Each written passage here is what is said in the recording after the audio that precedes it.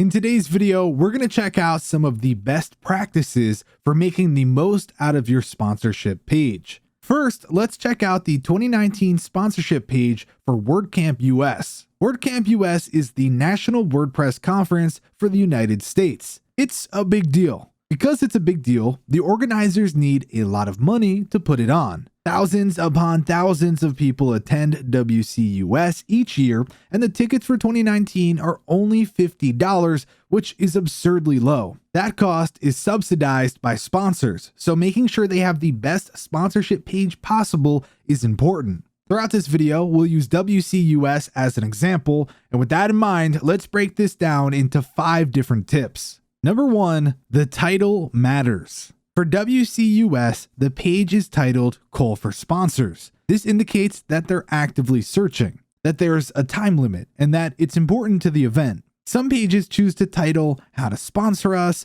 Sponsors, or Sponsor My Brand. Those are more passive titles that don't create urgency. If you're running an ongoing sponsorship drive, titles such as Advertise with My Brand work really well. Choose a title that indicates what your sponsorship model is. That way, you'll be far more likely to attract people who match up with you. Number 2, give a reason you need sponsorships. Most people, by the time they get to the point where they're ready to ask for sponsorships, have a clear idea of why they need the money and what that sponsorship money will go toward. For WCUS, they work to make an affordable conference that embraces the sense of open community behind WordPress itself. That means that tickets need to be subsidized via sponsorships. By taking their example and putting your expenditures front and center, you are more likely to attract high-dollar sponsors. The more generic you keep your copy, the less likely people will want you handling their money. For instance, all of your donations go toward operating expenses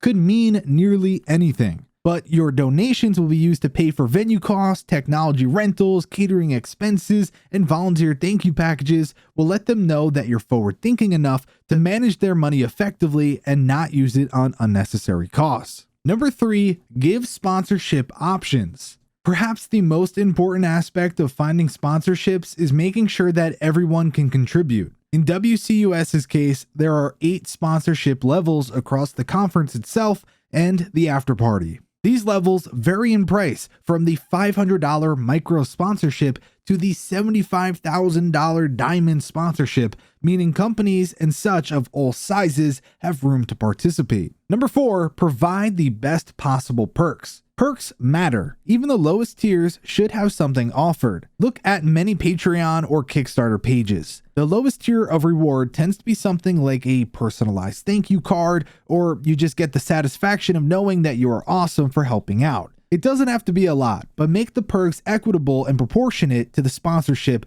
and list them in the detail on your sponsorship page. And finally, number 5, make the sponsors visible. You want to make sure that the public acknowledgement of your sponsors is high quality. Most sponsor packages include some kind of website inclusion. Maybe it's in the form of a simple link, or maybe their participation nets them a large clickable image of their logo. Whatever that may be, this kind of acknowledgement is actually important. It's very easy to phone this aspect in, but don't do that. It has the potential to make your sponsors feel undervalued. That is the last thing you want. While this method is common, there are better ways to handle it. The issue here is that your users won't pay attention to them. A block of logos just bleeds together. So putting a little effort in with displaying your sponsors goes a long way. If you offer email inclusion in your tiers, send individual blasts out for each sponsor at that level. Now, sometimes that's impossible. You might have simply too many sponsors to give that much individual real estate.